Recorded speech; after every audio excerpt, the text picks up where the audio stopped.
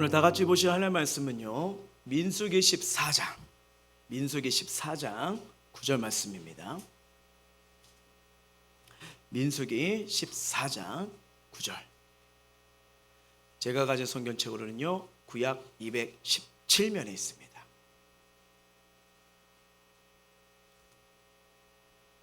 민수기 14장 9절. 다 찾은 자 알고 한 목소리로 합독하도록 하겠습니다.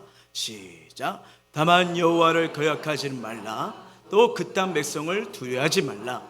그들은 우리의 먹이라. 그들의 보호자는 그들에게서 떠났고 여호와는 우리와 함께 하시니라. 그들을 두려워하지 말라 하나. 아멘. 우리 다 같이 해모생교회 믿음의 선포하도록 하겠습니다. 시작. 우리 모두 주님의 은혜로 잘 됩니다. 더 잘 됩니다. 갈수록 더 잘 됩니다. 우리 가정 행복합니다. 더 행복합니다. 갈수록 더 행복합니다. 우리 가정 천국입니다.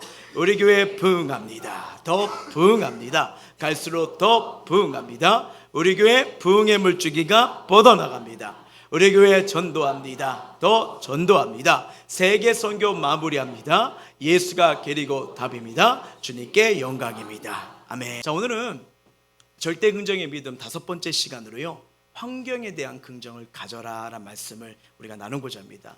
정리해드리면요, 우리가 이 은혜와 믿음과 긍정은 누굴 바라볼 때 시작되죠? 하나님이십니다. 그 하나님에서 나를 보셔야 돼요. 그럼 내가 정말 성경대로 하나님의 걸작품이고요, 그리고 이 사랑이 나로만 끝나지 않습니다. 우리 가정, 이웃이 얼마나 귀한 존재인지를 다시 하면서 내 입술을 통해서 이 가정에 우리가 일터에 소망을 남기고 아름다움을 남기고 살린 입술이 되어야 되는구나, 이걸 깨닫게 되죠. 그리고 여기서 더 나아가서 어떻습니까? 하나님이 우리에게 주신 직장들이 있을 거예요. 뭐 가정의 직장도 있고 또 일터의 직장인데, 여기도 하나님이 부르신 자리라는 것을 우리가 지난주에 알게 되었죠. 그러면서 오늘 시간 뭐냐면, 우리가 처한 상황, 환경에 대해서 왜 긍정을 가져야 되는지, 이게 중요한지 말씀을 통해서 한번 살펴보고자 합니다. 자, 2000년 7월입니다. 어느 날 한 운전자가요, 만취 상태로 운전을 하게 돼요. 그러다가 7중 추돌사고를 냈습니다. 그때 이 도서관에서 공부를 마치고요, 오빠가 몰던 차를 타고 집으로 가던 학생도 이 사고의 피해자 한 사람이 됩니다.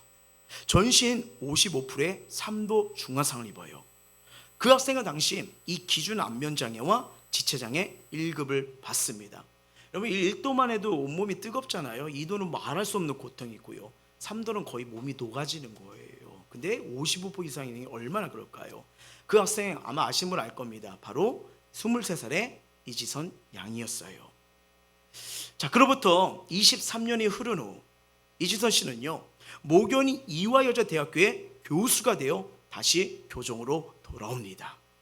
그녀는 자신이 쓴 꽤 괜찮은 해피엔딩을 통해서 이렇게 말을 해요. 나는 사고를 당한 사람인가?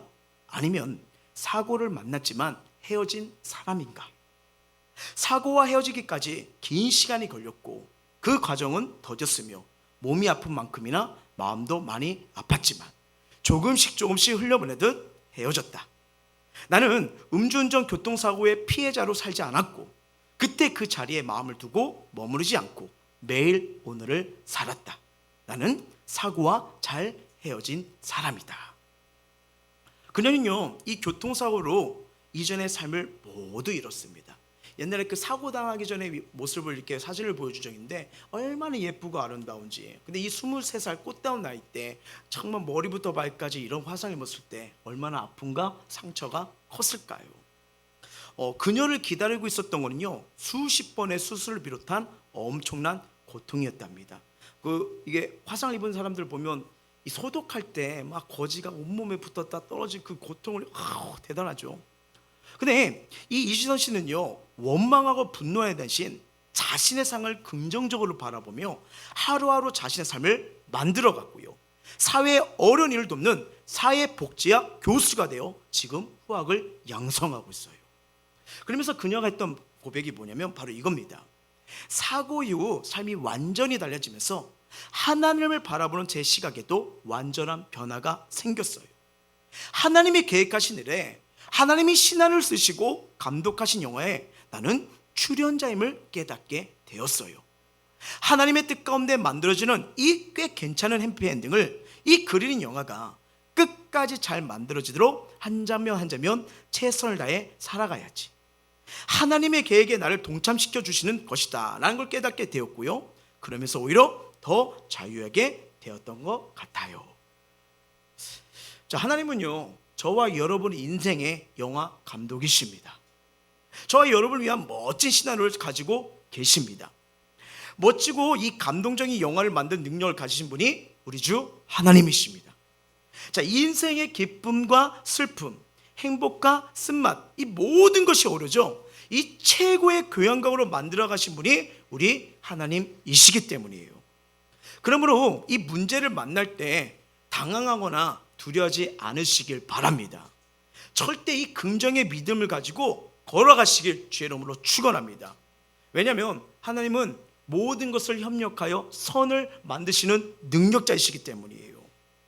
물론 우리는 살아가면서요 생각이나 행동, 환경에 영향을 많이 받는 자들이에요.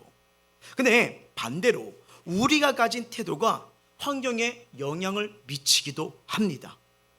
인생을 이 살아가시면서요 마주하는 여러 가지 어려움과 이 고난의 환경은 하나님을 믿는 사람들에게도 주어지는 일들이기 때문입니다. 하지만 어둠 속에 별이 빛나는 것처럼요 이 고난의 환경은 긍정성의 빛을 발하는 토양이 될 수 있습니다. 이때 중요한 게 뭐냐면 문제 앞에서 긍정의 태도를 갖는 게 중요해요. 자, 긍정의 태도가 문제를 돌파해가는 열쇠가 되기 때문입니다. 우리는 자신에 속한 공동체, 이 환경으로 영향을 받기도 하고 주는 존재예요. 그래서 나 자신과 이웃뿐 아니라 내가 속한 가정, 학교, 직장, 교회 모든 공동체들 간에 이 긍정의 태도가 매우 중요합니다. 문제가 있을 때 문제보다 더 중요한 게 뭔지 아십니까? 바로 문제를 대하는 태도예요. 태도입니다. 문제가 발생할 때 우리는 남을 탓하거나 환경을 탓하는 경우가 있을 수 있습니다. 저 사람 때문에, 이 가정 때문에, 이 직장 때문에, 내가 처한 때문에 안 돼 라고 생각할 때가 있잖아요. 근데 안타깝지만 이런 태도는 문제 해결에 전혀 도움이 되지 않고요 서로에게 더 큰 아픔과 상처가 깊어집니다. 이때는 문제를 통한 하나님의 섭리를 생각하면서요 긍정의 자세로 나가셔야 돼요. 가나안 땅을 탐지하고 돌아온 10명의 정탐꾼, 10명은요 우리 그 땅 점령 못해, 우리 가면 죽어, 그들 자손은 엄청 커, 우린 힘이 없어 라고 보고했을 때 이스라엘의 약 200만 명이 다 좌절해 납니다. 우리 광야에서 어떻게 살아, 저 가나안 땅 어떻게 들어가는 거야 하면서 모두가 낙심이 되죠. 이 공동체의 말이 이래서 중요한 거예요. 근데 여호수아와 갈렙은요 그들의 고백은 다릅니다. 오늘 본문이 바로 그거예요. 자, 민수기 14장 9절입니다. 시작. 다만 여호와를 기억하지 말라, 또 그 땅 백성을 두려워하지 말라. 그들은 우리의 먹이라. 그들의 보호자는 그들에게서 떠났고 여호와는 우리와 함께 하시니라. 그들을 두려워하지 말라 하나. 자, 같은 어려운 상황에서도요 여호수아와 갈렙은 믿음의 눈으로 문제를 본 것입니다. 우리가 다 좋아하는 찬양 중에 이 주품에라는 찬양이 있잖아요. 그 가사가 어떻게 됩니까? 주품에 품으소서, 능력의 팔로 덮으소서, 거친 파도 날 향해 와도 주와 함께 날아오르리, 폭풍 가운데 나의 영혼 잠잠하게 주를 보리라. 여러분 이 찬양 참 좋아하는 찬양인데 이 가사처럼 누구에게나 인생의 파도는 몰려옵니다. 말려와요. 뭐 가정의 문제, 직장의 문제, 건강의 문제, 경제적인 문제든 간에 이 파도는 우리한테 끊임없이 몰려오는 게 삶 아니겠습니까? 뭐 때로는 작은 파도가 밀려오기도 하지만요 때로는 우리를 막 휩쓸어 버릴 것 같은 큰 파도가 올 때도 있습니다. 하지만요 이 주님과 함께하는 사람은요 파도를 두려워하지 말고 그 파도에 올라타 그 하늘로 올라가야 돼요. 파도를 타고 올라가야 되는 겁니다. 이 파도를 두려워하는 사람은요 파도 타기의 묘미를 알 수 없어요. 그 예전에 어떤 한 영상을 봤는데 막 이렇게 서핑보드를 타요. 그러면서 막 타는데 거기서 막 이를 닦더라고요. 하루 일가래요. 그러니까 계속 나는 서핑보드를 탄다 하는 거죠. 그러더니 뭐 보니까 그 다음에는 이제 아침에 빵을 먹는 것처럼 그 파도를 타면서 쇼핑보드에 거기서 자꾸 쇼핑보드라고 하네요. 그 보드에 쇼핑보드에서 어떻게 해요? 막 빵을 먹어요. 그리고 정장을 입어요. 그리고 거기서 나중에 베개 까고 잠자 하루 일과라는 거예요. 물론 이제 그 영상을 컷하면서 편집을 했겠지만 그 파도 타기의 즐거움, 행복을 보여주는 거죠. 바로 이거예요. 어떻게 보면 이 물살이 헤치고 오면 그것이 부담이 되고 아픔이 되고 고통이 될 수도 있지만, 근데 그 상황에서 그 파도를 타가지고요, 그 재미, 거기서 주시는 하나님의 은혜, 거기서 내가 나갈 바를 찾는 자도 나온다는 거예요. 이게 정말 중요한 겁니다. 우리 삶에 지금 나에게 다가오는 이 파도는 어떤 파도입니까?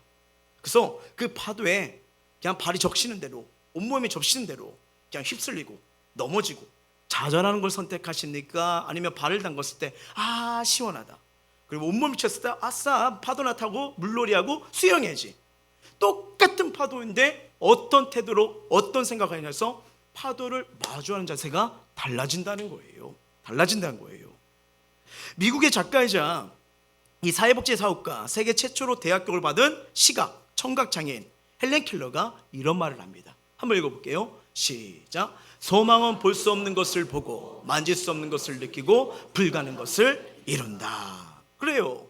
우리가 이 소망이라는 걸 만질 수 있고 볼 수는 없어요. 하지만 이 소망이 있기 때문에, 미래가 있기 때문에, 희망이 때문에 기대하고 그걸 통해서 걸어가는 거 아니겠습니까? 이게 정말 중요한 거예요. 어떤 문제가 와도 절대 부정적으로 생각하지 마시고요, 긍정으로 그 생각을, 문제를 믿음으로, 은혜로 돌파하시길 바랍니다. 그러면 중요한 게 이거예요. 우리 삶에 크든 작든 간에 파도가 몰려오잖아요. 그러면 이 다가오는 문제를 어떻게 해야, 어떻게 바라봐야 긍정으로 이겨나갈 수 있느냐는 겁니다. 그래서 오늘 이 환경에 대한, 상황에 대한 이 긍정 돌파를 말씀드릴게요. 첫 번째는 이겁니다. 부정적 과거를 청산하라는 거예요. 부정적 과거를 청산하라. 자, 사역을 하면서요, 많은 성도들을 보고 배우고 깨달은 사실 하나가 있습니다. 어떤 문제에서 헤어나오지 못하거나 문제를 일으키는 사람에게는 공통된 특징이 있어요. 그건 뭐냐면 자신의 실수나 실패는 물론 다른 사람에게 받은 마음의 상처를 끊임없이 되새기고 있다는 거예요. 되새기고 있다. 그러니까 과거에 겪었던 부정적인 일이 시간이 흘러도 거기서 자꾸 매여 있는 거예요. 난 이때 슬펐어, 그때 괴로웠어, 그때 어려웠어 하고 자꾸 과거 쪽만 이게 생각하는 거예요. 그러니까 그걸 생각했으니까 마음이 약해지죠. 그러니까 현재의 일에, 현재의 기쁨을 누리지 못하고요, 미래 일도 잘 준비가 안 되는 것입니다. 분명한 것은 하나님은요, 우리에게 새 일을 행하신 분이에요. 새로운 은혜를 주신 분이에요. 근데 이 은혜를 받기 전에 하시는 말씀이 있습니다. 자, 그게 뭐냐면 이사야 43장 18절이에요. 시작. 너희는 이전 일을 기억지 말며 옛날 일을 생각하지 말라. 기억지 말고요, 생각하지 말라는 거예요. 자, 이 말씀은 출애굽을 했던 이스라엘 백성처럼 과거의 은혜에만 안주하지 말고 새로운 은혜를 사모해야 한다는 말씀이에요. 동시에 뭡니까? 과거의 노예생활, 과거의 상처, 아픔도 떨쳐버리라는 거예요. 하나님이 새로운 가나안 땅의 축복과 새로운 비전을 줬잖아요. 누구나 실패할 수 있습니다. 누구나 실수할 수 있습니다. 근데 이 실패와 실수는요, 미래의 거울이 되어야 되고, 성공한 각오는 미래의 디딤돌이 되셔야 돼요. 이것은 하나님의 능력을 통해 가능합니다. 하나님 앞에 나오면요, 예수님의 보혈은 우리의 제약된 과거, 실패한 과거, 상처받은 과거를 청산할 수 있는 은혜가 있기 때문입니다. 누구나 연약한 과거 있지 않습니까? 성경에도 이런 연약한 과거가 많이 나와요. 아브라함을 보면요, 부인을 2번이나 누이라고 속인 과거가 있고요, 야곱에겐 팥죽 한 그릇으로 형의 장자의 명분을 빼앗은 거짓된 과거가 있고요, 모세에겐 이집트 사람을 살인한 과거가 있습니다. 베드로에게는요, 주님을 모른다고 저주하며 부인한 과거가 있고요, 바울에겐 성령이 충만한 이 스데반을 죽이는 일에 증인으로 앞장섰던 과거가 있습니다. 그러나 그들의 인생, 거기 실수로, 온전치 못함으로 멈췄나요? 그들이 회개하고 주님을 만나니까 새롭게 변화되어서 하나님의 사명 위에 놀랍게 쓰임 받았습니다. 저와 여러분, 이 실수와 상처, 아픔 이제는 예수님의 보혈을 의지하며 떨쳐버리시길 주의 이름으로 축원합니다. 주님의 보혈은요, 모든 걸 씻을 수 있는 은혜예요. 그 은혜를 다시 부여잡고요, 과거 예수님 앞에 다 토해내세요. 그리고 잊어버리시길, 내려놓으시길 주의 이름으로 축원합니다. 행복 전도사라는 별명으로 유명한 로랑 구렌이라는 사람이 있어요. 근데 이 사람이 어떤 책을 썼냐면 가고 싶은 길을 가라라는 책을 썼습니다. 가고 싶은 길을 가라. 그러면서 이 책의 일부 중에 어떤 내용이냐면 이게 있어요. 자, 우리가 느끼는 두려움은 대부분 머릿속에서 만들어낸 창작품입니다. 그걸 깨닫지 못하는 것뿐이지요. 걸음마를 배우는 아기를 보세요. 아기가 단번에 성공할 거라 믿나요? 다시 서보고 그러다가 쿵하고 넘어지곤 하지요. 아기는 평균 2000번을 넘어져야 비로소 걷는 법을 배웁니다. 아기를 키우신 분들은 알잖아요. 이렇게 맨날 밑에서 바등바등 하다가 그 다음에 앞치기 뒤치기를 해요. 그렇죠? 그 다음에 뭘 이렇게 짚고 일어나다가 한 발 두 발 막 걷다가 쿵쿵 자주 넘어집니다. 근데 제가 잘 모르겠는데 저는 우리 아이들 키우면서요 또 이렇게 사역을 해서 봤는데 아기가 걷다가 넘어져가지고 바보 이것도 못 걸어? 아니다, 나 이제 안 걸을 거야 하면서 울는 애 못 봤어요. 물론 엉덩이가 찍어가지고 아파가지고 응원들 있었지만 일어나면서 걷다가 헤매면서 침 질질 흘리면서 나 걸었어 행복해지. 가다가 넘어져서 크게 이게 내 인생인가 봐, 나 또 무너졌어, 난 안 돼, 아이고 3개월 살아보니까 인생이 이러네, 뭐 이런 거 애들 못 봤어요. 예, 또 일어나고 3개월 못 걸죠? 죄송합니다. 또 일어나면서요 걸으면서 걸어다가 엄마 아빠 볼 때 행복하게 걸어오잖아요.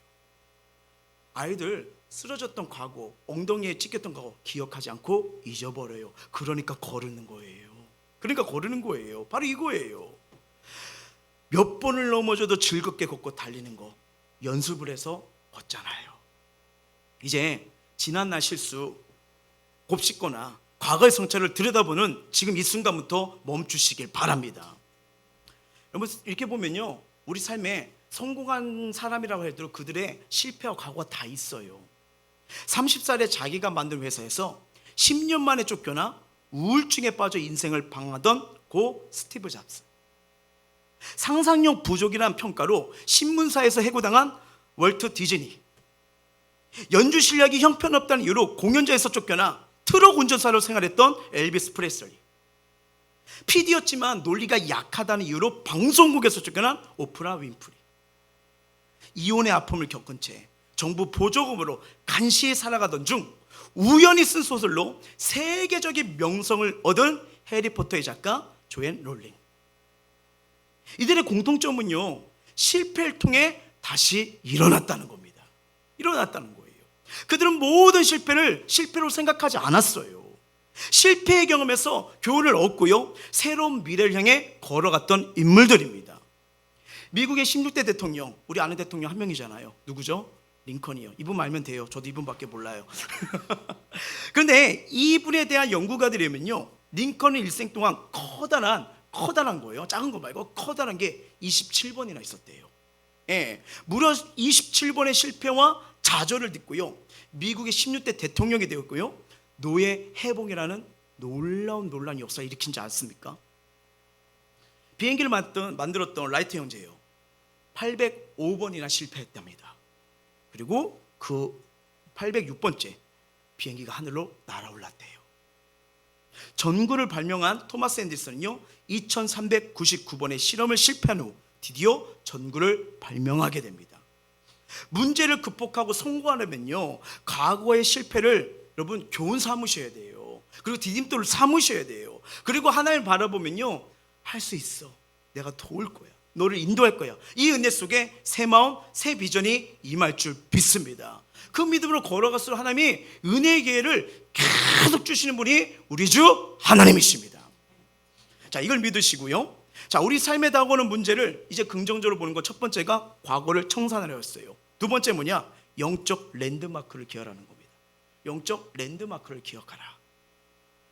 여러분, 그 어릴 적 동네 이렇게 살던 데 가시면 그 옛 기억이 막 떠오르죠. 그렇죠? 막 여기 가서 여기서 참 재밌게 좋았는데, 여기서 첫사랑을 만났는데, 여기서 이렇게 남의 집 물건 훔쳤는데. 여러분 없으시죠? 저만 있나? 뭐 이런 게 그만큼 추억들이 있을 거예요. 그러다 보니 이렇게 행복한 뭐 이렇게 힘도 있겠죠. 자, 우리가 어려운 일 만날 때도요 이 과거의 긍정적인 경험을 기억하는 게 중요합니다. 과거는 뭐냐? 긍정적 기억을 하셔야 돼요. 과거는요. 예, 여러분 성경에 이런 사건이 많아요. 다윗이 블레셋 장수 골리앗과 싸우기 전에 이런 말을 합니다. 사무엘상 17절이에요. 17장 시작. 다윗이 사울에게 말하되 주의 종의 아버지의 양을 지킬 때에 사자나 곰이 와서 양떼에서 새끼를 물어가며 내가 따라가서 그것을 치고 그 입에서 새끼를 건져내었고 그것이 일어나 나를 해하고자 하며 내가 그 수염을 잡고 그것을 쳐 죽였나이다. 주의 종이 사자와 곰도 쳤은즉 살아계시는 하나님의 군대를 모욕한 이 할례받지 않는 블레셋 사람이니까 그가 그 짐승의 하나와 같이 되리이다. 아멘. 자, 블레셋 장수 골리앗이 나타나요. 약 3m의 엄청난 거구의 장수지 않습니까? 모든 이스라엘 백성이 그 앞에 간담이 녹아요. 나갈 기미가 안 돼요. 예, 하나님을 모욕하고 이스라엘 멸시하는 이 골리앗 앞에 선뜻 나서는 자가 한 명도 없는 거예요. 하지만 다윗은 다릅니다. 들판에서 자기를 지켜주신 하나님을 기억했어요. 사자와 곰에서 건지신 하나님을 기억했어요. 여호와가 나와 함께 하심을 믿고 뭐합니까? 물맷돌 5개예요. 말이 됩니까?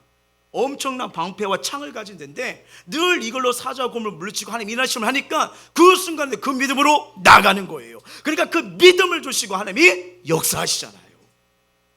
여러분, 바로 이거예요. 이게 랜드마크입니다. 기억이요. 자, 쉽게 말하면 랜드마크가 뭐냐면요, 건물이나 상징물, 조형물을 통해서 어떤 장소를 상징적으로 대표하는 거예요. 우리 성도님들의 이 수준이 어느 정도 되시지 한번 제가 문제를 한번 내볼게요.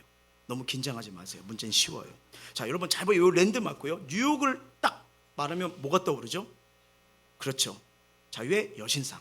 그렇죠? 자유 시간이랑 달라요. 자유의 여신상입니다. 그렇죠? 런던은 그렇죠. 일부 때도 여기 막혔어요. 빅벤이요. 그 시계 있잖아요. 그 다리. 그렇죠? 저도 그거밖에 몰라요. 시드니는요. 오페라 하우스. 그렇죠. 그렇죠. 파리는요. 됐어요. 이거면 어디 보면 다 통합니다. 됐어요. 이 정도만 하시면 돼요. 더 이상 말 필요 없어요. 자, 여러분 그 외국인들이 우리 한국을 생각할 때 어떤 걸 말하냐면요, 한국 하면 서울타워 그리고 경복궁을 이미지를 세운대요. 경복궁이요. 예, 그게 코페타고입니다. 제가 왜 말씀을 드리냐면 바로 이런 거예요. 성경에도 이런 게 있습니다. 이런 장소, 이런 기억이요. 자, 사무엘상 7장 12절이에요. 시작. 사무엘이 돌을 취하여 미스바와 센 사이에 세워 이르되 여호와께서 여기까지 우리를 도우셨다고 그의 이름을 에베네스라 하니라. 아멘. 이스라엘과 블레셋이 싸움 났어요. 근데 하나님이 이스라엘 도와서 이긴 전쟁의 승리, 이 사무엘 선지자가 미스바와 센 사이에 이 기념비를 세워요. 근데 이게 지명이 됩니다. 그래서 여기 갈 때마다 하나님 우리를 도와주셨지, 하나님 우리를 살리셨지, 우리 삶 가운데 역사하셨지. 바로 이거예요.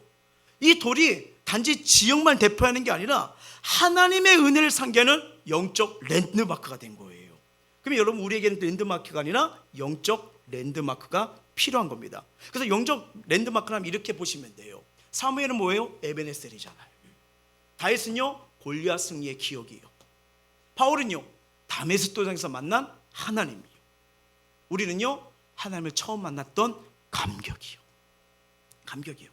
예, 우리의 인생 믿음 여정에도 랜드마크가 필요한 거예요. 어려움을 만나 하나님이 계시지 않은 것 같이 느껴졌을 때, 아무리 기도해도 하나님이 응답하지 않는 것 같을 때 반드시 떠올려야 될 게 뭐냐면, 하나님을 처음 만난 날의 그 은혜, 구원하심, 그리고 응답받은 기도들 많지 않습니까? 성령을 충만하게 됐을 때의 그 기쁨, 이걸 생각하시길 주의 이름으로 축원합니다. 그러면 맞아, 그때도 하나님이 날 도와주셨다면 지금도 내 삶을 인도하시고 함께 해주시지. 그러니까 어떻게 해요? 오늘도 걸어갈 수 있는 거예요. 걸어갈 수 있는 거예요. 그렇게 여러분, 회개할 것은 회개하시고 다시 새롭게 하시는 하나님의 은혜와 인도하심을 구하시길 바랍니다. 우리가 마음이 둔해져서 하나님이 베푸셨던 은혜를 기억하지 못한다면요, 다시 문제에 걸려 넘어지고 또 시험에 빠질 수밖에 없는 거예요. 하지만 다시 은혜를 구합니다.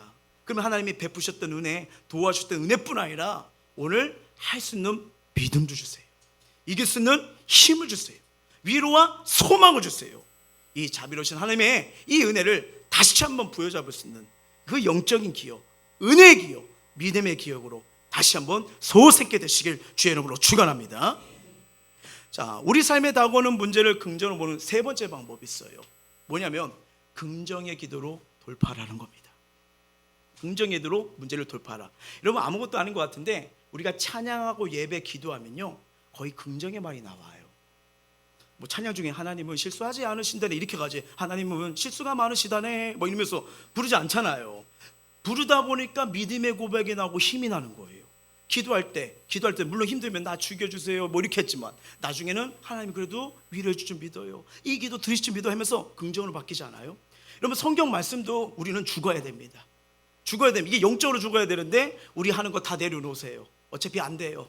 그냥 힘 빼세요. 그냥 다 포기하고 그냥 잘 드시다가 주님 맞이하세요. 이게 설교라면요. 뭐 어떻게 살지? 아무것도 하지 말래나? 직장 다 내려놔야 되나? 얘들아 학교 가지 마. 그냥 오늘 설교가 가만히 있으래. 아니에요. 말씀도 뭐예요? 할 수 있다. 두려워하지 말라. 염려하지 말라. 하나님께 아뢰라 하면서 이렇게 나가는 거 아니겠습니까? 여러분 문제를 돌파하는 열쇠 중에 하나가 뭐냐면 긍정의 기도예요. 저는 하나님이 하실 거 믿어요. 하나님이 기도 들으실 거라 나는 믿어요. 우리 기도하면서 그 믿음이 들어오잖아요. 자, 빌립보서 4장 말씀이에요. 시작. 아무것도 염려하지 말고 다만 모든 일에 기도와 간구로 너희 구할 것을 감사함으로 하나님께 아뢰라. 모든 말씀 참 귀한데 여기서 능력이 나옵니다. 뭘로 아뢰래요? 감사해요. 이 감사가 정말 중요해요. 그러면서 감사 함께 뭐예요? 하나님께 다 말하는 거예요. 하나님께 아뢰는 거예요. 하나님의 은혜를 구하고 도우심을 바라는 거예요. 이게 중요합니다. 저희 교회는 여러분 많이 부족하지만 2017년 2월에 개척을 시작했어요. 개척을 시작했는데 원래 제 의도는요, 여기 와가지고 이 지역에 오게 되면 6개월 동안 기도하면서 지역 좀 분석 좀 하자 그랬는데 하나님이 제 머리를 아세요. 네가 분석해봤자 얼만큼 알겠냐, 예배나 드려라. 그러다 보니까 2주 동안만 탐방으로 끝났어요. 이게 막 이렇게 막 했는데, 그래서 원래 가정 예배는 잘 생각 안 했거든요. 어느 정도 이제 상가가 되고 그러면 그쪽 가서 이렇게 해야 되는데, 이게 신앙생활 하신 분은 알겠지만 내 계획대로 일이 안 이루어져요. 예, 하나님의 상황과 환경을 바꿔버리시는데, 그러다가 이렇게 했는데, 그래서 의도치 않게 가정에서 예배드립니다. 한번 보여줄까요? 저렇게요. 예, 저 앞에 계신 분이 4년을 사셨던 분이신데 어느덧 이제 이렇게 돼가지고, 예, 그러면서 지금 9년째 이제 살고 계시거든요. 이러면서 이제 저희가 가정에서 이제 예배가 시작된 거예요. 시작이 돼가지고, 예, 저기 한 분이 서서 이제 대표 기도를 드리는데 이 중에 계십니다. 예, 계시고요. 하면서 이제 저렇게 이제 가정에서 예배 시작해요. 저렇게 예배 드리려고 여기 온 거 아니었거든요. 네, 저는 상가로 들어가게 되면 이렇게 되는데 이게 안 되는 거예요. 그러다 보니까 다음이요. 근데 예배 드리다 보니까 주일학교 예배도 드려야겠다 마음이 부어지는 거예요. 그래서 에이 그래 우리 애들 셋나니까 셋날게 잘했다, 3명이라도 낳아줘놔야겠다 했는데, 저희 아내가 여기 이렇게 나가면서 전도하면서 한번 데리고 와보세요 했더니 저 가정에서 저기서 예배되면서 여기 저기 애들이 와가지고 함께 예배 드리는 거예요. 그리고 넘겨주세요. 예배 드리니까 여기저기 대학교 학생들, 전국에 있는 학생들 한 명씩 오는 거예요. 뭐예요? 또 밥 해야 돼요. 그래서 이렇게 밥을 먹이고 예배 마침에 식사를 하고 이렇게 했는데, 그리고 나중에 저를 안 돌려버렸습니다. 기도하는데 하나님께서 여기가 주의 성전이다 이 마음 들어서 넘겨주세요. 양육을 합니다. 예, 저기서 다 할 거 다 했어요. 이렇게 하면서 저희가 이제 시작이 되는 거예요. 물론 어려움도 많았지만 놀랍게 하나님의 은혜로 이제 저 불당동에 상가를 얻게 되는 은혜를 얻게 됩니다. 예. 근데 이 성도님들이 대다수가 대학생이기에 이들과 뭔가를 하기가 힘들어요. 왜? 밥 먹이는 것도 바빠요. 예. 감당할 수 있는 뭐 할 수 있는 상황이 아니에요. 이게 하나님의 은혜로 상가가 열려서 했지만 알다시피 먼지와 공사 전형이기 때문에 그래서 뭘 할 수 있는 게 없어요. 그러니까 인테리어도 해야지 뭐가 이렇게 되면서 예배도 드리고 뭘 할 수 있는 거 아니겠습니까? 근데 이제 토요일날 이렇게 멀리서 오니까 우리 집안에서 자고 있어요.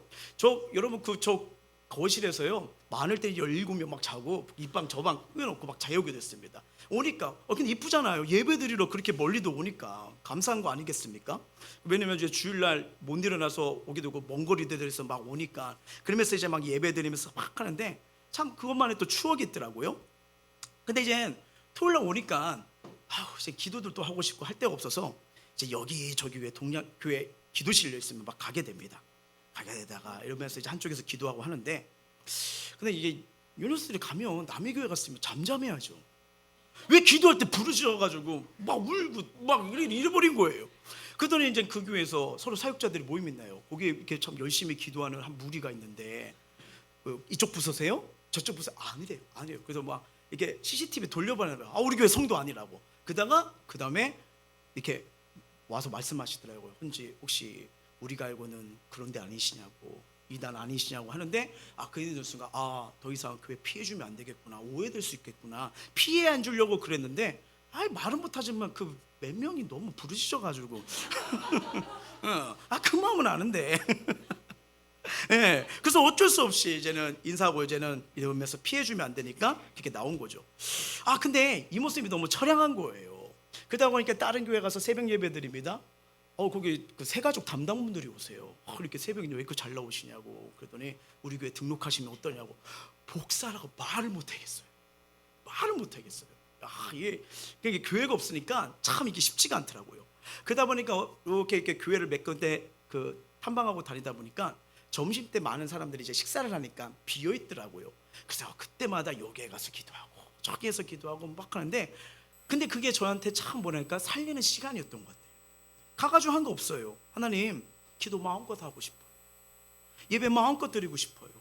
그러면 여기 우리 부족하지만 여기 성도들 보세요. 이렇게 예배하려 먼 거리 오는데 하나님 기억해야 되지 않아요? 어쩔 때는 제 모습이 막 처량해가지고 이거예요. 성도들이 미안한 거예요. 왜냐면 이렇게 누구든지 목사 되면 우리 성도들한테 좋은 환경, 좋은 데서 예배드리게 하고 싶은 게 이게 목사들의 마음이거든요. 근데 어쩔 때는 막 기도하는데 미안한 거예요. 괜히 나 같은 목자 만나서 우리 아이들이, 우리 성도들이 이런 데서 예배드리나? 하나님 도와주세요. 언제까지 이렇게 해서 예배드리고 마음껏 예배 못 드리는 이 삶을 해야 되는 겁니까? 그런데 너무 몇 명한테는 미안하고 해서 나 안 만났으면 더 좋은 교회, 더 저기 가서 예배 드린 거 아니냐, 그렇게 했던 거예요. 근데 너무 참 힘든 상황에서도 그냥 있어주겠다고, 그냥 불쌍해 보였나 봐요. 옆에 있어줘야지. 아이고. 근데 밥들은 너무 잘 먹어요. 그렇게 하면서 이제 하는데, 어느 날 기도하는데 하나님이 그런 마음을 주시는 거예요. 한 번은 통곡을 했어요. 그냥 하나님, 얘네 불쌍하고 저도 불쌍히 여겨주세요. 근데 우리 따온 거 아니잖아요. 그냥 예배드리게 해주세요. 그렇게 했는데 기도하는데 하나님께서 이 마음 주신 거예요. 내가 지어준다고 했잖아. 내가 해준다고 했잖아. 나만 바라보면 했잖아. 그 순간 하나님께서 딱 주시는 게, 여기만 교회냐? 니네가 있는 공사장도 교회 아니냐? 예배드려라 하는 마음을 확 주시는 거예요. 기도해야겠구나 하면서 제 머리에 딱 스쳐간 게, 저 학생들 밥 먹으러 온 게 아니구나, 같이 기도하라고 붙여주신 거구나. 거기서부터 그게 깨달기 시작한 거예요. 그래가지고 그때부터 토요일 날 밤에 오면요, 그 공사장에 갑니다. 가가지고 빙빙 돌아요. 돌면서 여기 기도해주자, 기도해주자. 우리는 가진 것도 없다, 함께하는 것도 없다. 그 어떤 성도님, 그 옛날에 서약했던 성도님들이 한 번씩 이렇게 탐방 오셔가지고 잘하고 다니는데 이 상을 보시더니 같이 통곡하시는 거예요. 하나님, 붙여주시려면 좀 뭔가 지을 쓴 사람 붙여주시, 왜 와서 여기 와서 목사님과 좀 또 밥을 해야 돼요 하는데, 근데 시간이 지나서 이분들이 기도의 동역자가 돼버린 거예요. 된 거예요. 그러면서 한거리 격에 기도하고 이제 주일날 양육 마치면 그냥 안 보냅니다. 밥 먹었으니까 밥밥 해야잖아요. 다음 사진이요. 자, 바로 저 현장이었거든요. 저쪽 다음이요. 저쪽. 그리고 어떻게 하냐, 주일날 학교 가기 전에 자 보여주세요. 다 모입니다. 기도하겠어요. 토요일날도 기도하고, 우리가 앞으로 예배드릴 처소야, 우리 여기서 하자, 기도하자, 기도하자. 그리고 기도하고 그 지역, 우리는 아무것도 가진 것도 없고 하나님밖에 없다. 근데 놀랍게도 저렇게 기도한 지 한 3개월 됐을까요? 생각지 못했던 분들이 기도하면서 인테리어 비용을 넣어주기 시작하는 거예요. 넣어주기 시작하는 거예요. 그러다가 어떤 분들은 감동이 내어서 비품을 이렇게 섬겨주시고 하는데, 이게 저기서 기도하고 그 순간 그것이 채워지고 은혜 베푸는 걸 봅니다. 여기 왔을 때도 마찬가지예요. 하나의 은혜 가운데 부지를 구입했지만 이 와서 인테리어할 게 없었는데 또 기도했다 했는데, 오늘 아마 성도는 알 텐데 이 교회가 바로 그래서 부족하지만 기도로 세워진 교회라고 말씀드리는 거예요. 그러면서 이제 저렇게 가다가 인테리어가 되고요. 다음이요. 이제 저게 강단입니다. 강단이요. 웃기죠? 저렇게 되는 거예요. 그러면서 이젠 가정에서 예배드린 거였다가 이제 공사장에 좀 뭐랄까 뾰족한 게 많으니까 다칠 수 있으니까 어느 정도 이렇게 하고요. 주일 때부터는 그냥 저 공사장에서 예배드리는데, 제가 며칠 전에도 한번 말씀드릴 거예요. 제 인생의 예배 중에 정말 잊지 못하는 예배가 몇 번 있었는데 그 중에 하나가 저 예배예요. 저렇게 공사장에 예배드리는데 또 감사하게도 한 분 한 분 오시는 거예요. 공사장에 다음이요. 저렇게 예배드려요. 전날은 막 설교가 안 돼요. 너무 은혜로웠어. 아니 뭐 누가 인정하겠습니까? 그리고 지어지지도 않았어요. 저 인간적으로 가고 싶습니까? 그렇죠? 저기 성령의 불이 임하면 나무가 말아서 다 타요. 다 타요. 그런데 그런 공사장이에요. 저기 반주자 보이시죠? 지금 반주자입니다. 청주에서 맨날 오면서 저렇게 했던, 그러니까 몇몇 성도들이 이걸 봤어요. 보면서 같이 한 거예요. 그러니까 남들은 그냥 세워줬거나 이렇게 가지만 우리는 우리의 연약함을 알기 때문에 우리 힘으로는 안 된다는 걸 알기 때문에, 그래서 이 과정을 통해서 우리는 기도의 확신을 알아요. 왜? 아무것도 없고 아무것도 할 수 없는 내 힘과 능력이 없는데 하나님의 힘과 방법으로 세워져 가는 걸 보았기 때문에, 저때 저 예배는 너무 감격스러웠어요. 설교하기가 힘들었어요. 계속해서 눈물이 쏟아지는데, 여름이에요. 7월 말인가 되게 더울 때예요. 선풍기 2대 틀어 선풍기 싸움 치열했습니다. 그런 상황인데 땀을 찔찔리는데도 한 번도 안 따시고 같이 예배드는 거예요. 그리고 놀랍게 어떻게 됩니까? 2개월 동안 해서 저게 이제 들어가는 입구가 되고요. 다음이요, 저렇게 세워지고요. 저게 불당성전 예배당이었어요. 그리고 참 이렇게 예배하다니까 또 하나님께서 한 분 보내주면서 또 예배하고, 그 기도예요. 기도하고 싶어요. 마음껏 예배드리고 싶어요. 그래서 그때 60일 기도회, 3개월 기도회, 3시간 기도회 계속 했던 것 같아요. 왜? 저 예배가 귀하니까, 저렇게 부르짖는 현장이 생기니까요. 그렇게 걸어왔던 거예요. 여러분, 어떻게 보면 참 상황을 보고 우리를 처져 보면 도저히 감당할 수 없었지만, 만약에 저 때에 상하 탓만 하고 남 탓만 하고 내 모습만 탐탁했으면 우리 해보성교회 세워주지 못했을 거예요. 그냥 오로지 하나님 바라보면서 아침에 기도, 저녁, 이게 전부예요. 근데 하나님이 도우심으로 완성되고요, 여기까지 은혜로 걸어가고 지금도 믿음으로 은혜로 기도로 도전하며 꿈을 꾸고 있는 교회가 되었습니다. 그래서 남들은 뭐 그럴 수 있지, 뭐 흔한 거 아니야, 이렇게 생각할 수 있어요. 맞아요.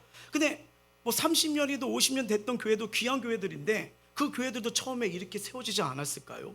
그러다 보니까 이 세워지는 현장에서 이랬다 보니까 이게 일하심을 보니까 가정에서 아무것도 없는 데서 시작하니까 그냥 모르겠어요. 목에 칼이 돋아도 뭐가 해도 하나님 살아계시다, 하나님 우리 기도 절대로 외면하지 않는다, 이 믿음이 자꾸 나오는 거예요. 왜? 저렇게 체험하면서 응답을 보면서 일하심을 보니까요. 그래서 우리 성도님들, 전 누가 뭐래도 우리 성도님들 축복합니다. 그리고 우리 성도들 학교 축복하고 저는 가정 축복하고 여러분의 인생을 축복합니다. 그리고 우리 행복생교회를 축복하는 거, 왜? 이렇게 걸어왔기 때문이에요. 그러니까 이 랜드마크가 있는 거예요.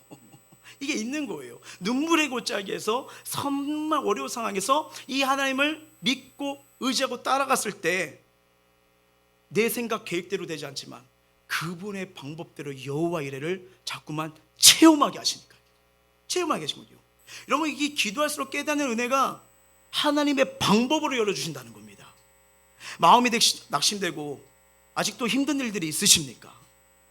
하나님이 우리의 환경과 처지를 잘 알고 계심을 믿으시길 바랍니다. 순간순간 하나님께 절대 근접 믿음으로 기도로 나아가셔야 돼요. 우리의 연약할 때 하나님은요, 그래서 또 소망의 말씀을 주십니다. 예레미야 말씀 볼까요?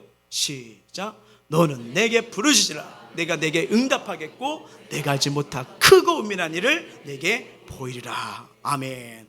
기도하시면요, 크고 은밀한 일, 나에게 가장 알맞는 은혜를 하나님이 주실 줄 믿습니다. 이 은혜로 다시 힘과 용기 얻으시길 바랍니다. 자, 우리 삶에 다가오는 문제, 네 번째는 어떻게 극복하느냐? 바로 이거예요. 공동체에 대한 긍정을 가지셔야 됩니다. 공동체예요. 동물들 나라에 전쟁이 일어났습니다.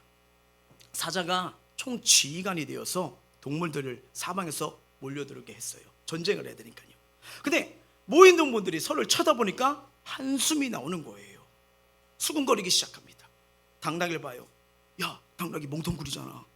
입만 커. 입은 나불나불해. 저 방해될 것 같은데. 저 포로로 잡히면 다 불 것 같은데. 그쵸? 토끼가 왔어요. 뭐죠? 저 겁쟁이잖아.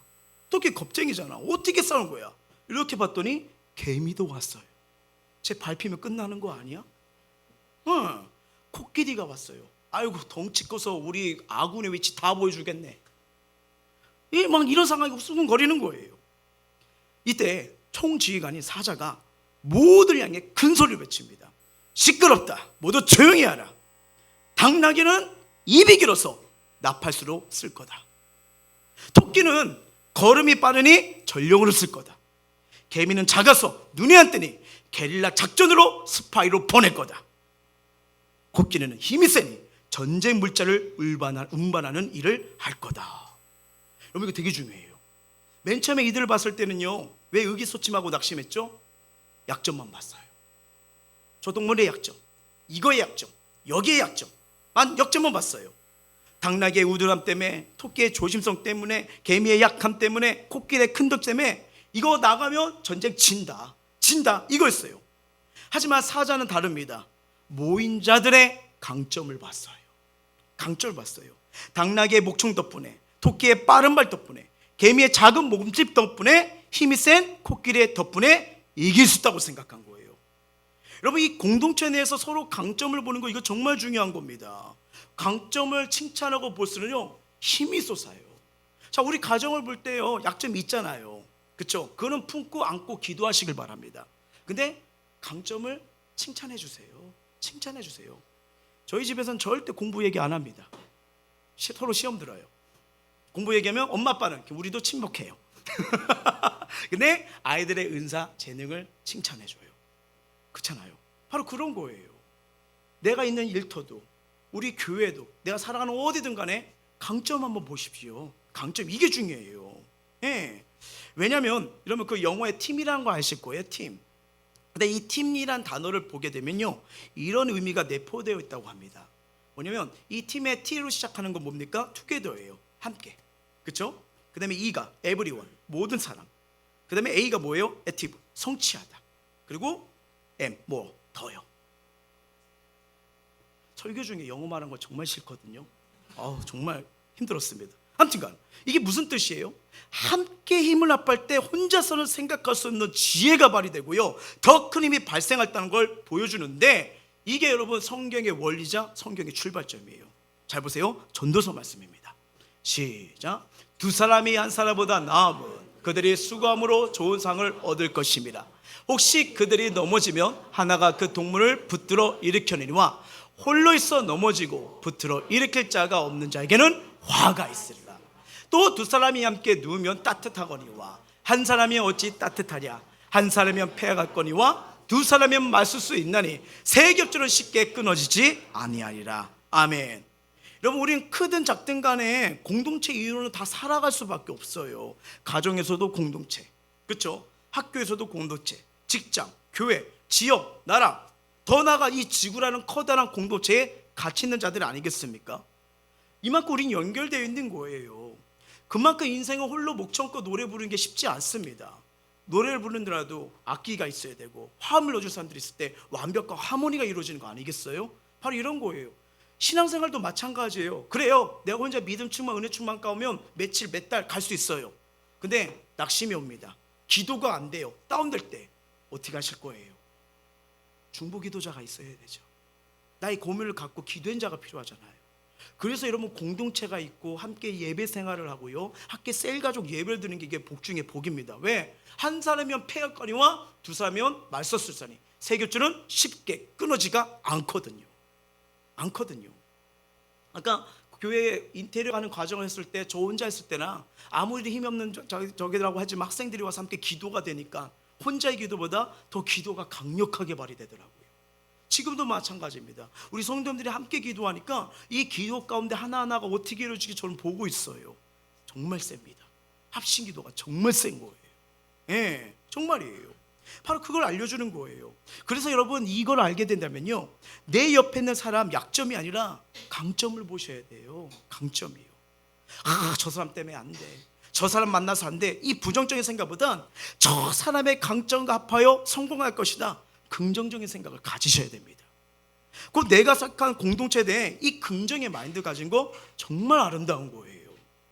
교회라는 공동체 마찬가지 아니겠습니까? 어떤 사람이 목사님을 찾아와 문제가 없는 교회를 찾아달라고 말했답니다. 그저 목사님이 이렇게 대답을 했대요. 문제가 없는 교회는 이 세상에 없습니다. 혹시 있다고 해도 알려드릴 수 없습니다. 당신이 들어갈 순간 문제 있는 교회가 될 수 있을 테니 말이에요. 우리가 전도하면서 이 복음 전할 때 사람들이 이렇게 말하는 경우가 있어요. 예수님은 좋아요, 예수님이 좋은데 교회 사람들이 싫어요, 이렇게 말할 때가 있어요. 또 어떤 자들은 스스로 기독교인이라고 얘기는 합니다. 하지만 교회 출석을 하지 않고요, 이른바 무슨 성도요? 가난한 성도, 거꾸로 하면 안 나가 성도. 교회 안 나가는 성도들이 지금 안타까우게도 계속 늘어가고 있는 거예요. 늘어가고 있는 상황입니다. 근데 여러분 잘 보세요. 문제 없는 인생 있습니까? 문제 없는 인생이요? 없는데 문제 없는 교회 없어요. 왜? 이 교회 누가 와요? 문제 있는 사람들이 다 오잖아요. 바로 이거예요. 저와 여러분이 있기 때문에 문제 없는 교회는 없을 수가 없어요. 이해되시죠? 이제 저 말의 의미를 아시죠? 우리 다 죄인이기 때문에 그래요. 그럴 수밖에 없는 거예요. 그러다 보니까 교회 공동체가 부족할 수 있고 어려운 환경과 여건에 처한 교회들도 있어요. 근데 그럼에도요, 교회를 축복하고 성도들을 축복하고 세우는 게 정말 중요한 겁니다. 정말 중요한 거예요. 왜냐하면 하나님은 우리를 그리스도의 몸으로 부르셨거든요. 자, 에베소서 말씀 한번 볼게요. 시작. 우리는 그 몸의 지체입니다. 아멘. 자, 이 부분에 대해서 맥스 루케이더 목사님은요, 이 교회 한 몸을 이렇게 표현합니다. 한번 읽어볼게요. 시작. 머리는 합당한 해답을 찾아야 되고, 눈은 문제를 보아야 하며, 배는 상황을 소화해야 하고, 비장은 박테리아를 제거해야 되며, 손은 보살펴야 하고, 밭은 일터로 가야 합니다. 발은 일터로 가야 됩니다. 무슨 말이에요? 몸의 모든 부위가 중요하듯 교회에 속한 모든 사람이 중요하다는 거예요. 중요하다는 거예요. 그러므로 자신이 속한 교회를 사랑하고요, 교회에 속한 사람들을 사랑할수록 그 교회는 엄청난 변화와 기적이 일어나요. 함부로 비판하거나 섣불리 판단할 일이 없어야 됩니다. 눈에 잘 띄는 일, 멋지게 보이는 봉사만 찾지 마시고 아무리 작은 일이라도 자신에게 맡겨진 귀한 사명으로 최선을 다하는 것이 복된 일이며 이게 충성이에요. 이게 아름답게 세워가는 겁니다. 그 찬송가 208장 1절 가사를 이러잖아요. 내 주의 나라와 주 계신 성전과 피 흘려 사신 교회를 늘 사랑합니다. 교회는 주님께서 피 흘려 사신 주님의 몸입니다. 그래서 교회를 미워하면 주님을 미워하는 거고요, 교회를 사랑하면 주님을 사랑하는 거예요. 그리고 주님이 교회를 사랑하신 만큼 우리도 교회를 소중히 여기고 사랑해야 됩니다. 그래서 은혜로 보시고 축복을 보시고 그렇게 가면요, 서로 사는 거예요. 서로 사는 거예요. 그리고 목회자를 축복해주고 우리 옆에 있는 성도들을 축복해주고. 그래서 여러분 처음에 왔을 때 서로 이렇게 인사하는 게 축복해주라는 거예요. 축복해주는 거예요. 왜 내 옆에 앉았어? 이게 아니라 축복해주라는 거예요. 그러면서 서로 이 축복의 말이 생각도 다르고 말도 달라지고 행복해지는 거 아니겠습니까? 이게 믿음의 긍정이에요. 그럼 이 공동체가 교회뿐이 있나요? 가족이든 일터든 간에 어떤 조직된 간에 이 긍정의 말, 긍정의 마인드가 정말 중요합니다. 어떤 은행장이 있었는데요, 인재를 잘 알아보기 유명한 분이었대요. 그가 선택하여 중책을 맡긴 간부는 항상 뛰어난 실적이 나왔답니다. 그 사람들이 그 비법을 물어봐요. 도대체 사람을 어떻게 이렇게 선택하고 세워가지고 이렇게 정말 좋은 성과가 나오냐라고 물어봤는데, 그가 하는 말이 이거예요. 이 고객과 상담을 하던 중에 계약 내용에 대한 확인할 일이 생기면요, 이 창구 직원을 인터폰으로 부른대요. 부를 때 이 직원들의 대답이 크게 두 가지로 나온답니다. 자, 첫 번째 유형은 손님이 있어서 지금은 못 들어가겠는데요, 이런 분이 나오고요. 또 다른 용은 손님이 계시니 일이 끝나면 곧 들어가겠습니다. 누가 긍정인지 느낌 오시죠? 똑같은 상황이에요. 똑같은데 말이 다릅니다. 이런 테스트를 통하여 대답은 비슷한데요, 그 직원이 부정적인 사고를 지닌 사람인지 긍정적인 직원을 이 사고를 지닌 사람인지 판단할 수 있었다고 합니다. 인재를 채용할 때면 항상 긍정의 태도가 있는 걸 첫째 조건을 삼았고요. 단 한 번도요, 이 자신의 선택이 틀린 적이 없다는 것을 보게 된 거예요. 여러분, 이게 뭡니까? 이 직원들이요, 자기가 있는 일터, 회사에 대해서 긍정적인 태도를 갖지 않으면요, 고객들도 알아요.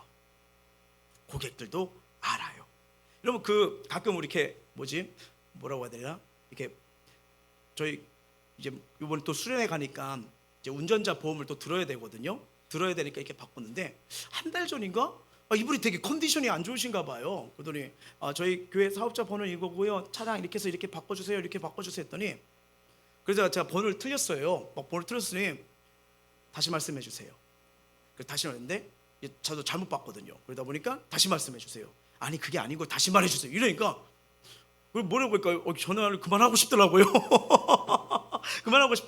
그러니까 아마 이게 많은 사람들을 또 상대하고 하니까 지치기도 하고 힘드시기도 하는데 이 이미지가 그 회사가 이런가? 이렇게 가는 것을 보게 되는 거예요. 그럼 바로 이런 겁니다. 여러분이 있는 회사, 거기서 꾸준히 오랫동안 하시려면 다른 게 아니에요. 회사가 이래야 돼, 뭐가 해야 돼, 그런 부분도 분명히 있겠지만 내가 회사를 축복해야 됩니다. 그러면 내가 그 고객들에게 회사의 이미지가 되잖아요. 통로가 되잖아요. 여기서 고객들도 어느 정도 알게 되는 거예요. 막 이게 반갑게 하고 여기 회사는 정말 좋은데요 이거랑 여기 정말 너무 좋아요, 너무 행복해요, 와보세요 이렇게 하는 거랑 이거 좋아요, 해봐요, 괜찮아요, 이렇게 했을 때 여러분 이거 알잖아요. 바로 이런 거예요. 무슨 말이냐면 이런 태도를 가지게 되면 직원들이 회사를 사랑하게 되면 고객이 그 회사를 사랑하게 됩니다. 더 나아가 부정적인 태도를 가진 사람들을 열심히 일할 게나 조직체에 성장할 게도 잊어버릴 수가 있다는 거예요. 그러니까 어디든 간에 조직이라는 것은, 공동체라는 것은 긍정의 마인드가 모든 것의 해결의 열쇠인데 이게 성격의 답이 되는 거예요. 미국 미시간 대학교의 제인 뉴튼 교수가 이런 말을 합니다. 같이 읽어볼게요. 시작. 긍정성이야말로 개인이 가질 수 있는 최고의 무기다. 긍정성을 갖춘 사람은요, 무한한 가능성의 영향이 확장되는데 이럴 때일수록 숨겨진 에너지, 아이디어, 리더십, 용기 등 귀중한 자원이 뽑아 나옵니다. 안 돼, 할 수 없어, 못해, 끝났어, 이게 결론지면요, 못해, 끝났어, 안 돼, 이 아이디어만 떠오르고요, 그 길만 찾습니다. 잘 생각해 보세요. 힘들지만 할 수 있어, 나 이겨낼 거야, 갈 수 있어, 문이 열릴 거야, 이 고백으로 가면 그런 길만 찾게 돼요. 이해되십니까? 바로 그거예요. 이걸 잘 기억하셔야 돼요. 그래서 여러분, 저와 여러분이요, 인생을 살다 보면요, 이런저런 환경에 처할 때가 있습니다. 근데 분명한 것은 가정이든 직장이든 학교든 어떤 공동체 간에 긍정의 힘으로 말씀하시면요, 하나님은 이 긍정의 사랑과 함께 하시며 그가 하는 일에 복을 내려주시는 분이에요. 말씀을 맺겠습니다. 자동차 왕으로 불리는 미국의 자동차 회사 이 창설자인 포드가 이런 말을 합니다. 당신이 할 수 있다고 믿든 할 수 없다고 믿든 믿는 대로 될 것이다. 저 노란 줄이 많이 봤던 말씀이죠. 내 믿음대로 될지어다. 바로 이거예요. 인생을 살다 보면 우리가 처한 환경에서 감사하거나 긍정하기 어려운 때가 다 있어요. 그렇죠? 다 있어요. 근데 그때마다 환경을 대하는 긍정의 태도가 중요하다는 사실을 오늘 말씀을 통해서 기억하셔야 됩니다. 문제에 직면할 때 남 탓을 하거나 원망 이제 내려놓으시길 바랍니다. 부정적인 과거는 이제 청산하시고요, 하나님의 은혜를 되새기세요. 그리고 긍정의 기대로 다시 나가시길 바랍니다. 아울러 내가 속한 교회, 가정, 일터에서 긍정의 태도를 가지고 섬기고 일하시길 바랍니다. 분명 왜요? 긍정적인 사람을 통해서 하나님은 일하시거든요. 그리고 그 인생 가운데 좋은 일을 풍성하게 허락하신 분이 우리 아버지 하나님이십니다. 저와 여러분, 내가 저 환경에 하나님의 주권이 있음을 믿고 내가 있는 모든 곳에 긍정의 생각으로 말로 영향을 발휘하여, 그래서 저와 여러분이 축복의 통로, 아름다운 통로, 기쁨의 통로가 되시길 주의 이름으로 축원합니다. 우리 찬양하도록 하겠습니다.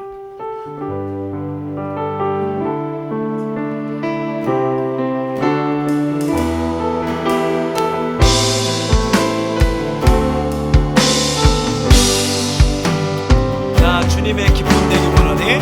주님의 기쁨 되기 원하네. 내 마음을 새롭게 하소서. 자, 새 무대가 되게 하여 주사. 되게 하여 주사. 주님의 빛 비추게 다시 한번 고백합니다. 나 주님의 기쁨 되기 원하네. 주님의 기쁨 되기 원하네. 내 마음을 새롭게 하소서. 새 무대가 되게 하여 주사.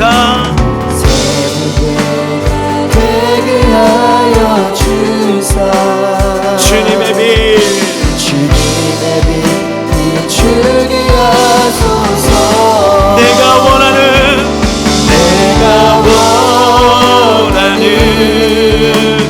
한 가지 주님의 기쁨이 되는 것. 내가 원하는 한 가지 주님의 기쁨이 되는 것. 겸손히 내 마음 드립니다. 겸손히 내 마음 드립니다. 나의 모든 것 받으소서. 나의 모든 것 받으소서. 자, 나의 마음 깨끗게 씻어주사. 나의 마음을 크게 씻어주사. 주의 길로 행하게 하소서. 주의 길로 행하게 하소서. 자, 내가 원하는 한 가지, 내가 원하는 주님의 기쁨이 되는 것. 내가 원하는 한 가지 주님의 기쁨. 우리 믿음으로 고백합니다. 내가 원하는 한 가지 주님의 기쁨이. 내가 원하는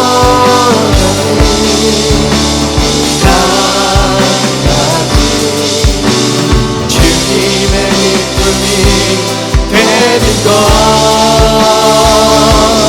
내가 원하는 한 가지 주님의 기쁨이 되는 것. 자, 오늘 말씀을 생각하시면서요, 우리 주님 앞에 기도하길 나가길 원하는데, 우리가 삶을 살다 보면 그래요. 내가 처한 상황, 환경, 처지에서 이 감사하거나 긍정하기 이게 좋은 걸 아는데 순간 감정이 오고 분노가 오고 억울한 마음이 오고 상처가 오면 자, 그렇게 말한다는 거, 바라본다는 거 쉽지 않아요. 근데 분명한 것은 그때마다 이 환경을 대하는 긍정적인 태도를 우리는 늘 인식하면서 바꾸셔야 됩니다. 문제에 직면할 때 남 탓을 하거나 원망만 하면 더 힘들고 아프지 변화가 없거든요. 그래서 오늘 이 말씀을 생각하면서 이거를 타파하는 방법이 나왔잖아요. 부정적인 과거 청산하고 하나님 은혜를 되새기고 긍정의 기도로 돌파하시길 바랍니다.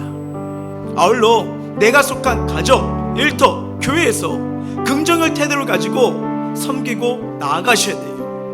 왜냐하면 하나님은요, 긍정적인 사람에게 복을 주시고 그의 인생 가운데 좋은 일을 풍성히 허락하시는 분이시기 때문입니다. 오늘 말씀을 기억하면서 하나님, 우리가 처한 환경에서 감사하며 긍정으로 믿음으로 승리하길 원합니다.